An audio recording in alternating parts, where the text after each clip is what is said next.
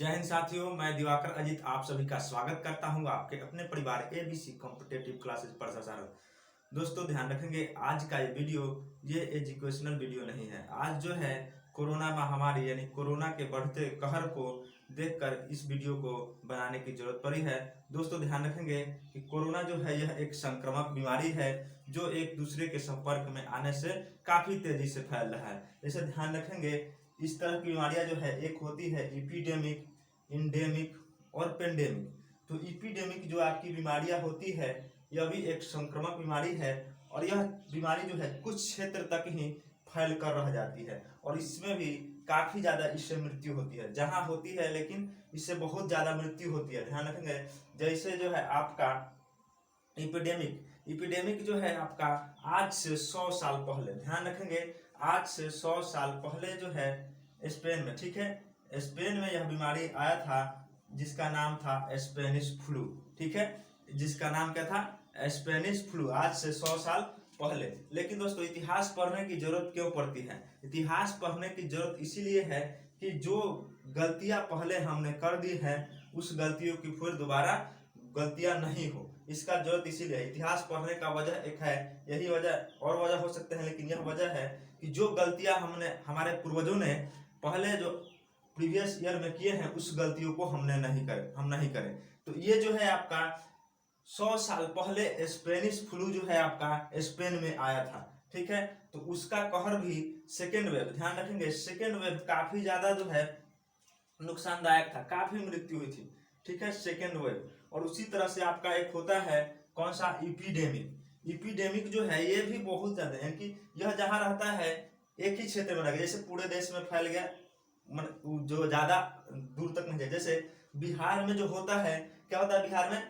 कुछ समय के लिए आपके पास चमकी बुखार आएगा। मुजफ्फरपुर, बिहार के मुजफ्फरपुर में आता है चमकी बुखार जो लीची के सीजनों में आता है, जिससे बच्चों में बुखार होता है और बच्चों की मृत्यु होती है, लेकिन वो काफी छोटा क्षेत्र तक सीमित रहता है, तो इसको हम लोग इपिडेमिक नहीं मानेंगे। दूसरा है इंडेमिक जो है ये भी एक बीमारी, जैसे पूरे विश्व में हो जाता है, लेकिन इससे मृत्यु काफी ज्यादा कम होती है। जैसे मानते हैं कि मलेरिया हो गया, चेचक हो गया, इन सभी बीमारी से जो है मृत्यु बहुत ज्यादा नहीं होता है, लेकिन यह बीमारी भी बहुत पूरे विश्व में तुरंत फैल जाती है, लेकिन मृत्यु कम होती है। और तीसरा है पेंडेमिक जो है यह बहुत पूरे विश्व को अपने चपेट में ले लेता है और काफी ज्यादा जो है असरकारक होता है, बहुत जल्दी इसमें वृद्धि होती है और इसमें जो है मृत्यु भी काफी ज्यादा होता है। तो आपने देखा कि इपिडेमिक, इंडेमिक और पेंडेमिक। दोस्तों अब इसके लिए ये कोरोना जो है इसके लिए जिम्मेवार कौन है? तो इसके लिए जिम्मेवार जो है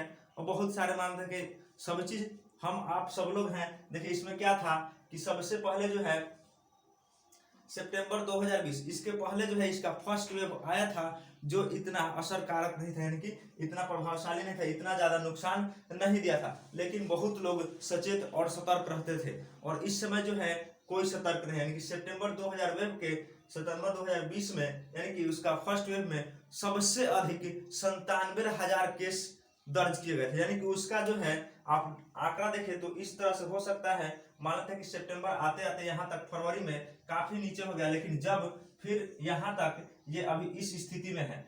ठीक है, तो ये जो है फिर सेकेंड वेव जो इसका आया, सेकेंड पीक, ठीक है, सेकेंड पीक जब पकड़ा तो फरवरी तक आते आते बहुत नीचे आ चुका था, लेकिन जब यह मार्च आया तो मार्च से धीरे धीरे ये पीक पकड़ना प्रारंभ किया। जैसे सेकेंड इसका जो है फर्स्ट पीक जो है थोड़ा कम नुकसानदायक था, लेकिन सबसे अधिक नुकसानदायक जो था सेकेंड पीक होगा। तो उम्मीद है कि ये भी सबसे जो है नुकसानदायक यही होने वाला है। थर्ड पीक इसका कमजोर था, तो उस हिसाब से जो इसका भी थर्ड पीक कम नुकसानदायक होगा, लेकिन सेकेंड पीक में जो है आपको सचेत रहने की जरूरत है। आपने देखा कि फरवरी तक बहुत कम था, लेकिन मार्च से जैसे ही अपना पीक पकड़ा तो क्या हुआ कि 16 अप्रैल का जो डाटा दर्ज किया गया है भारत में 2,34,000 और बिहार में देखें तो 8,000 के पार प्रतिदिन जो है आपके मरीज मिल रहे हैं। ठीक है, तो 8,000 के पार। ठीक है, और हमसे आगे जो है कौन सबसे अधिक जो है अमेरिका में अभी दर्ज किया गया है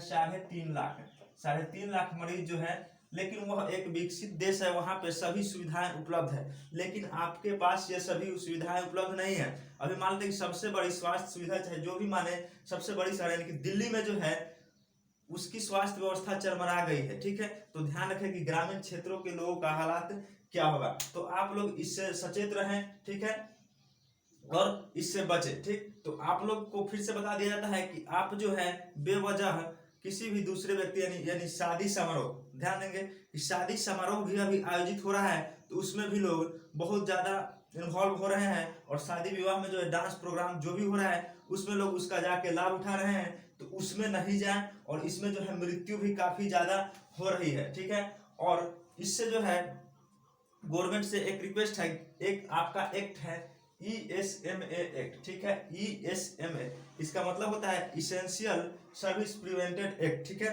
तो इस एक्ट को लागू करने की भी जरूरत है। इस एक्ट को लागू यदि कर दिया जाता है तो जो भी आपके स्वास्थ्य कर्मी या नर्स डॉक्टर जो भी हैं, यानी कि काम पर नहीं आ रहे हैं, छुट्टी ले रहे हैं, इस स्थिति में यानी कि उनको काफी दिनों से पैसा नहीं मिल रहा है, तो वो लोग छुट्टी पर चले जा रहे हैं, तो उन लोगों को अभी छुट्टी नहीं दिया जाएगी। यह एक्ट जो है जिस क्षेत्र में लागू हो जाएगा वहां ये लोग छुट्टी पर नहीं जा सकते हैं, यानी कि जो छुट्टी पर जाता है तो उनकी जॉब ही चली जाएगी और उनको नौकरी 6 महीना का सजा भी हो जाएगा। जब हमारे पास केसेस 97,000 था तो उस समय हम लोग बहुत ज्यादा सचेत थे। उस समय जो है क्या बोला है कि DRDO ने दिल्ली में एक अस्पताल का भी निर्माण कर दिया था, और उसके बाद जो है बहुत सारे जैसे रेल के डिब्बों को जो है क्या हॉस्पिटल की स्वास्थ्य के अथी में उपलब्ध कर दिया गया था, उसको परिवर्तित कर दिया गया था रेल डिब्बों को भी। और इसके बाद कुछ जो है धार्मिक संस्थान भी है उसको भी स्वास्थ्य यानी हॉस्पिटल के रूप में कन्वर्ट कर दिया गया था। लेकिन अभी जो है आपके पास प्रतिदिन 2,34,000 केसेज आ रही है, और सरकार के पास अभी सरकार या आदमी भी इससे अनभिज्ञ है, बोल रहे हैं कि ये कोरोना कुछ नहीं करेगा। जो व्यक्ति इस तरह का बातें बोल रहा है आप उसे ले जाकर के एक बार कोरोना वार्ड में ले जाकर दिखाया, उसको भर्ती कराएं कि कोरोना क्या कर सकता है। और आपको जो है कोरोना वैक्सीन, ठीक है, कोरोना वैक्सीन जो चल रही है यानी लगाई जा रही है, बहुत से लोगों के मन में अफवाहें भी फैलाई जा रही है कि कोरोना वैक्सीन यदि आप लगवाते हैं तो आपको इस तरह की परेशानियां हो सकती है। लेकिन ध्यान रखें किसी भी तरह की परेशानी नहीं होगी। बहुत लोग बोलता है कि आपका किडनी खराब हो जाएगा, वो सब नहीं होगा। और इस बार ध्यान रखें कोरोना से जो है जूझने वाले हैं सबसे युवा वर्ग को ही ज्यादा प्रभावित करेगा, क्योंकि सरकार ने जो है 45 से ऊपर वाले व्यक्तियों को कोरोना वैक्सीन लगभग लगा दी है, ठीक है, यानी कि सभी को मिल चुका है। जो नहीं लिए हैं जाकर के ले लेंगे, आपके वो नजदीकी स्वास्थ्य केंद्र में उपलब्ध है, ठीक है। तो उनको जो है कम असर करेगा, ठीक है। और बच्चा का जो है इम्यूनिटी पावर जो है मजबूत होता है बच्चे लोगों को, तो वो लोग को भी यह जो है कवर बहुत कम करेगा। लेकिन जो इस समय जो है कामकाजी लोग हैं उनको प्रभावित करेगा। तो हम लोग को ब्रिटेन से सीख लेनी चाहिए। ब्रिटेन जो है पहले से ही वह क्या था, ब्रिटेन पहले से ही उसको पता था कि सेकेंड वेव जो है काफी, सेकेंड पीक जो है काफी नुकसानदायक होगा। तो पहले से ही उसका जो है जिस क्षेत्र में कोरोना पॉजिटिव लोग पाए गए थे तो वहां उसने पहले से ही सैनिक उतार करके उसको कंटेनमेंट जोन में बदल दिया, यानी कि वहां के कोई भी व्यक्ति नहीं निकल सकता है, नहीं जा सकता है। सेना वहां पे सभी को खाना पहुंचा रही थी, और उसके बाद जिस क्षेत्र में नहीं है उस क्षेत्र में काम चल रहा है, फिर जिस क्षेत्र में होगा वहां कर देगी, तब तक उधर का ठीक हो जाएगा, यानी कि वहां जो है अर्थव्यवस्था नहीं गड़बड़ाएगी। लेकिन यहाँ की स्थिति ऐसी है कि एकाएक जो है इस तरह की सिचुएशन बढ़ गई है। और अभी आप देख रहे होंगे मीडिया वाले भी आपको दिखा रहे होंगे कि महाराष्ट्र में इतने कोरोना पॉजिटिव आए, मध्य प्रदेश में इतने आए, बिहार में इतने आए। लेकिन अभी देख रहे होंगे पश्चिम बंगाल में चुनाव है, वहां पे जैसे नरेंद्र मोदी आपके हो गए, सभा का आयोजन कर रहे हैं, सभी लोग जा रहे हैं, अमित शाह हो गए, राहुल गांधी हो गए, अब आपके ममता दीदी हो गई, ये लोग भी अपने भाषण दे रहे हैं वहां जाकर के, और चुनाव का प्रचार कर रहे हैं। लोग भी काफी ज्यादा भीड़ में इकट्ठा हो रहे हैं, और वहां पे देखेंगे किसी के पास नहीं मास्क है, पूरी तरह से बहुत स्थिति खराब है। और वहां जब 30 अप्रैल को चुनाव हो जाएगी तो पता चलेगा कि पश्चिम बंगाल में भी इतने अब कोरोना पॉजिटिव केस आने लगे हैं। तो इस तरह की बातों को ध्यान रखें और अपना इम्यूनिटी सिस्टम बरकरार रखें। इम्यूनिटी सिस्टम बरकरार रखने के लिए मैं बता दूं कि आप जो है क्या करें कि आधा चम्मच जो है हल्दी दूध में डालकर पिए, ठीक। उसके बाद हरा साग सब्जी खाएं, ठीक है, काली मिर्च का सेवन करें चाय में, ठीक है। और उसके बाद जो है च्यवनप्राश भी लेते रहें कि इम्यूनिटी सिस्टम जो है अपना बरकरार रखे, कि आपको जो थोड़ा सा भी लगे तो डॉक्टर की सलाह ले, ठीक है।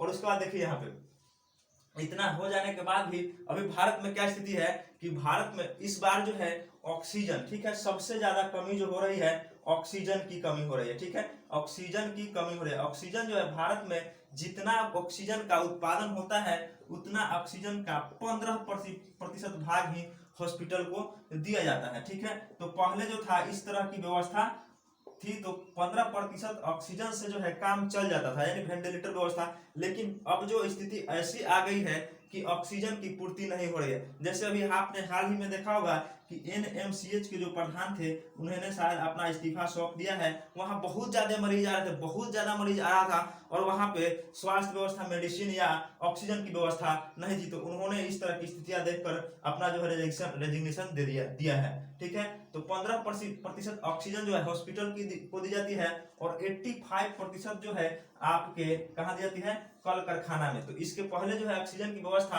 जितने जो जैसे मानते हैं रतन टाटा स्टील प्लांट में जितने भी ऑक्सीजन वो लोग जाते थे जिंदाल में, तो वो लोगों ने जो है अपना ऑक्सीजन जो है हॉस्पिटल को सप्लाई उस समय किया था। लेकिन अभी जो है यानी कि 7 गुना ऑक्सीजन की जरूरत है, यानी कि 7 मरीज आपके पास उपलब्ध हैं, तो एक मरीज के लिए ही ऑक्सीजन मिल पा रहा है, जिस कारण ऑक्सीजन की डिमांड बढ़ गई है, और ऑक्सीजन का जो है प्राइस सीधा 9 गुना बढ़ गया है। कितना? 9 गुना। ध्यान रखिएगा, ये सभी स्वास्थ्य व्यवस्था पर, यानी कि ये सीधा 9 गुना बढ़ गया है। तो सरकार को अभी जरूरत है कि ऑक्सीजन जो है, मान लेते ऑक्सीजन की जरूरत होती है कोयला की खदानों में। ठीक है, तो कोयला की खदानों में बहुत नीचे से कोयला की खदान से कोयला निकाला जाता है, तो वहां पे गवर्नमेंट की जरूरत है कि वहां जो है ऑक्सीजन की सप्लाई को कुछ समय के लिए बंद कर दे, और ऑक्सीजन जो है यहाँ सप्लाई किया, जिससे कि कुछ स्वास्थ्य व्यवस्था सुधर जाए और लोगों की डेथ कम हो। क्योंकि मानते ऑक्सीजन व्यवस्था नीचे नहीं दी जाएगी तो कुछ दिनों के लिए खुदाई नहीं हो पाएगा, लेकिन बाहर से व्यवस्था जो है कल कारखाना में बाहर जो कोयला है ऊपर निकाला गया, उससे कल कारखाना कुछ दिन तक 10-15 दिन तक, चाहे जो भी जब तक स्थिति समान हो जाएगी, चल सकती है। और सबसे ज्यादा ऑक्सीजन की जरूरत जो है आपके स्टील प्लांट में पड़ती है। जैसे देखे होंगे कि स्टील को गलाने के लिए बहुत भारी मात्रा में जो है आग की जरूरत पड़ती है, और आग में जो है विदाउट ऑक्सीजन आग नहीं लग सकती, तो उसमें काफी ज्यादा मात्रा में ऑक्सीजन की जरूरत होती है। तो वहां पे भी सरकार से रिक्वेस्ट है कि वहां भी ऑक्सीजन की सप्लाई को कुछ कम करके हॉस्पिटल में दिया जाए। आपने पढ़ा होगा कि वेल्डिंग में भी जो है एसिटिलीन के साथ किस गैस का प्रयोग किया जाता है, तो वेल्डिंग में एसिटिलीन के साथ ऑक्सीजन गैस का प्रयोग किया जाता है, तो वहां भी कुछ ऑक्सीजन की डिमांड को कम करके हॉस्पिटल में लाया जाए। लेकिन अभी सरकार की जो है ध्यान इस तरफ नहीं है, सरकार भी अभी चुनाव रैली में व्यस्त है, तो आपको अपने से सचेत रहने की जरूरत है, और जो है बेवजह भीड़ भाड़ वाले इलाकों में नहीं जाए। मैं आपसे यही रिक्वेस्ट करता हूं कि आप लोग बेवजह भीड़ भाड़ वाले इलाकों में नहीं जाए, और अपनी पढ़ाई को भी जारी रखें। यह नहीं कि कोरोना आ गया है तो पढ़ाई को बंद कर दे, और बाकी जो है कोरोना आ गया है, कोरोना गया, इस तरह का काम नहीं करना है, घर पर ही रहकर पढ़े, सेल्फ स्टडी करें। ठीक है, अभी जो है एक और रिक्वेस्ट है कि CHSL ध्यान रखेंगे, CHSL का एग्जाम शायद अभी पोस्टपोन्ड नहीं हुआ है, तो बहुत लोग CHSL का एग्जाम देने, अभी NTPC के साथ बंद हुआ नहीं, तो NTPC के भी एग्जाम देने गए थे, जहां से वो लोग पॉजिटिव हो जा रहे हैं। तो जो मित्र,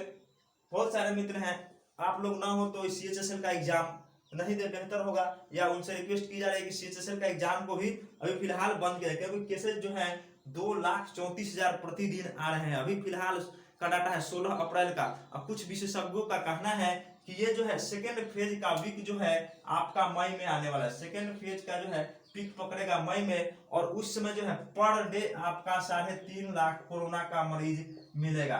तो ध्यान रखिए, आप लोग सचेत हो जाइए। ठीक है, और घर से बाहर एकदम जरूरत पड़ने पर ही निकलिए, और एग्जाम में हो सके तो जाना है तो पूरे व्यवस्था के साथ जाए, अपने निजी वाहन से जाए। ठीक है, और एग्जाम देने के बाद आकर के जो भी फैसिलिटी, उसकी जो प्रक्रिया है उसका पूरा करें, अन्यथा एग्जाम देने नहीं जाए, बेहतर होगा। या सरकार से रिक्वेस्ट है कि इस एग्जाम को पोस्टपोन किया जाए, यानी कि इसकी डेट को बढ़ा दिया जाए, तो बेहतर होगा। ठीक है, अभी तक के वीडियो में आपके लिए आज तक के लिए इतना ही। मिलते हैं हम लोग नेक्स्ट वीडियो में, तो उसके बाद जो है और सारी जानकारी दी जाएगी। लेकिन फिर से रिक्वेस्ट है कि आप लोग घर से बाहर नहीं निकले, और जो है अपने इम्यूनिटी सिस्टम को बरकरार रखें, क्योंकि स्थिति जो है काफी ज्यादा खराब हो चुकी है। क्योंकि आपको दिल्ली जैसे शहरों में अभी हमने देखा कि 100 ICU बेड ही बाकी है, तो सब बेड जो है भर चुका है। आप लोग जो ग्रामीण क्षेत्र के व्यक्ति हैं तो उनके लिए काफी दिक्कत हो सकता है, तो आप लोग सचेत रहें, और बाकी लोगों को फेरे में नहीं रहे कि कोरोना कुछ नहीं करने। कुछ लोगों को देखिए कि अब वैक्सीन भी समय पर ले लिया कीजिए। हमारी सरकार भी जो है क्या कर रही है, अभी वैक्सीन की जरूरत यहाँ पर है, और वैक्सीन कहाँ है, वैक्सीन जो है विदेशों में दिया है। शायद पता चला है कि 10 लाख शायद मुझे भी कंफर्म याद नहीं है, 10 लाख के आसपास जो है वैक्सीन भूटान को दी गई है। तो ये सभी अभी स्थितियां यहाँ बहुत ज्यादा बदतर है और वैक्सीन उधर जा रहा है। तो सरकार भी वैक्सीन लगाने का काम करे, बहुत ज्यादा स्पीड में काम हो रहा है। हमने भी देखा कि अपने स्वास्थ्य केंद्र में जो है 45 साल से ऊपर के अधिकांशतः जो है लोग, उनको जो वैक्सीनेशन हो चुका है, वैक्सीन ले लिए हैं, जो नहीं लिए हैं जाकर के ले लेंगे।